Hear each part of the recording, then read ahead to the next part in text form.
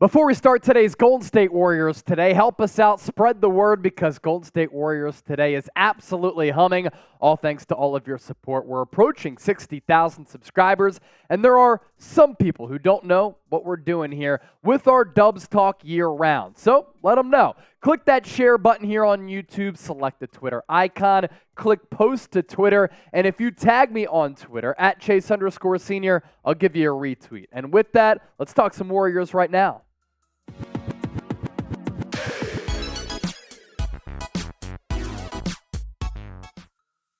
Happy 4th of July. You're watching Golden State Warriors today by Chat Sports. I'm Chase Senior. Thank you so much for being here with us. Hope all of you out there are having a fantastic Independence Day for those of you watching in America.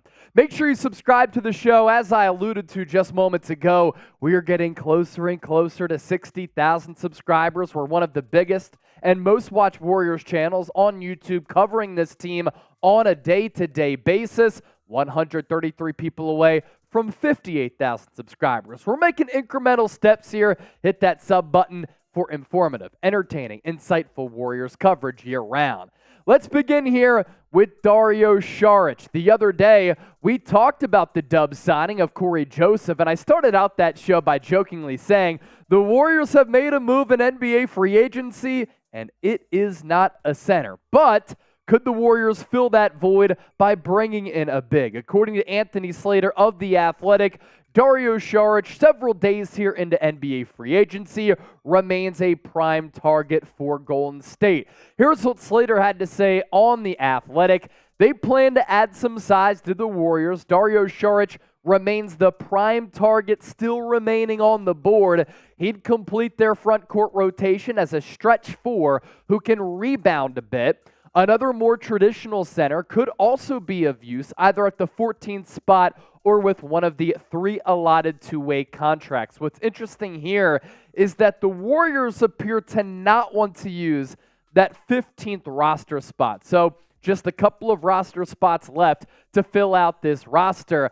And I continue to say I'm intrigued by Dario Saric. I think given all of his experience at the NBA level combined with him playing overseas as a European, he just has the fundamental aspect to the game down. He's a really heady basketball player, and I like how he plays from a basketball IQ standpoint. And because partially of those basketball smarts, he is able to fulfill a couple of different roles on this team with his versatility. Solid and willing defender who will give you pretty good energy. He can play out of the high post, pass out of the high post too, because he's pretty gifted in that area. He can play and flourish on the low block as well, but as you can see with his three-point numbers, over the last 4 years, he did miss 2021 and 2022 because of a torn ACL. He's a solid three-point shooter as well. In this contract year, 39% on his threes. And he also has that mid-range game, too. He can get out in transition. This is a perfect Warriors player, in my opinion, just because of the impact and the fingerprints that he can put on the makeup of a basketball game. His numbers last year started off with the Phoenix Suns, then went to the Oklahoma City Thunder at the NBA trading deadline. And with the Thunder, 7.5 points per game, 3+ rebounds, 51.5% from the field, almost 39% from three. Those three-point numbers the same with the Phoenix Suns. And oftentimes when you come off that ACL injury, it's the second year, which Saric is going into, where you're starting to feel a little bit healthier. And I'm not going to compare him to Draymond Green because he has a three-point shot that's better than Draymond. He's not the defensive player that Draymond is.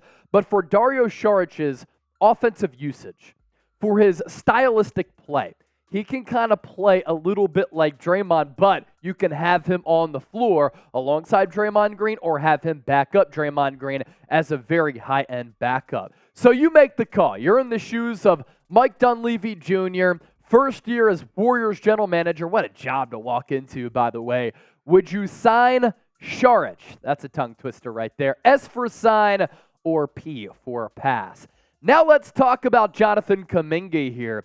Could the trade of Chris Paul unlock Jonathan Kuminga? That's what Draymond Green thinks. That's what he told Paul George on his podcast, and it's fascinating for a couple of reasons. Here's what Draymond had to say about the acquisition and how it could lead to Kuminga balling out. Our team last year didn't have a variety of ways that we could score, and I think CP3 adds another thing to the menu. But I'll tell you one more thing that I think it unlocks, and I actually look forward to learning this from him. I think Chris Paul will completely unlock Jonathan Kuminga and his growth.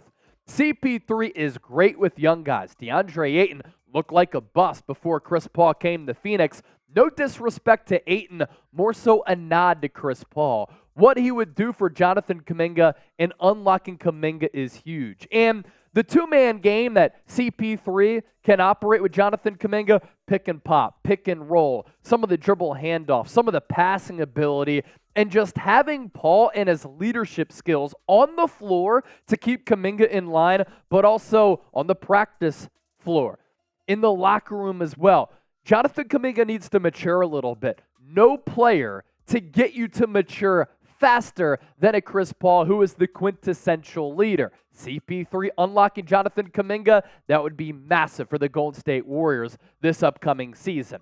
Kuminga has all the potential in the world. Very solid defender when he wants to be. Very good athlete. He moves so flawlessly and seamlessly on the floor. There have been a couple of athletic explosion moments where Kuminga's made some of these ridiculous plays where you're like, how in the heck is he able to make a play like that? And we've seen the potential the first 2 years. He just has to put it all together. I think that he can put it all together because this guy is still young in his basketball life. And I do think that Kuminga could be the beneficiary of Chris Paul's veteran-laden leadership on this Warriors team, on top of already having Draymond Green, Steph Curry, and Klay Thompson. Do you believe in Jonathan Kuminga? Do you think that he can be a good player in this league? Y for yes and for no. Sound off once again down in that comment section. The NBA Summer League is officially underway, so we want to round out today's show with some Summer League takeaways. Golden State falling to the Sacramento Kings in a matchup of the NorCal squads, 100-94. And two players who I want to talk about here, the Warriors' first-round pick and then Lester Quinones. 26 points, 4 rebounds, 2 assists, 10 of 16 from the floor. He was really, really solid against Sacramento. Catch and shoot. He had the sidestep dribble long three-pointer that was really, really impressive. And how he operated and maneuvered on the offensive end of the floor was a pleasant surprise. When he did play at Memphis, he had the ability to kind of get to a spot in order to get his shot off. That's what you saw against, of course, inferior competition throughout the Summer League. Does it translate to the NBA level? Who the hell knows? Is it one game in a mirage? We will certainly see, but a name to continue to keep an eye out for as we progress in the Summer League. And then we want to talk about the Warriors' first-round pick here, Brandin Podziemski. So it took him a little while to get started. The lefty started off cold. He got his first field goal on a goaltending when he actually showed a little bit of wiggle on that dribble drive on the right side opposite of that left-handed shooting hand. Then in the fourth quarter, he was able to score 8 of his 12 points. Now, the game was a little bit of a blowout when he was able to record a couple of his buckets, but he did end up with a solid debut, 12 points, 6 rebounds, 6 assists, 4 of 9 shooting. He brought the ball up. He played a little bit of point. He was able to display an outside shot. I liked his ability to dribble drive, put the ball on the floor, create for himself, create for others. Something that really impressed me was his vision and the ability to distribute the basketball a little bit, and the athleticism, it seems to be solid. He was able to get to the rack, lay it up, but also the three-point shot is really going to make or break his tenure at the NBA level. If he's making threes, he's going to be in this league for a really long time. If he's not, then it becomes a little bit of an issue. But overall, I'm not going to say it's a great debut. I'm not going to say it's awful. I'm going to say it's a solid debut for the 2023 first-round pick for the Golden State Warriors. So that is today's 4th of July edition of Golden State Warriors Today. Don't forget to subscribe to the channel. We're on the road to 60,000 subscribers. Be a part of the Dub Nation movement here at Chat Sports.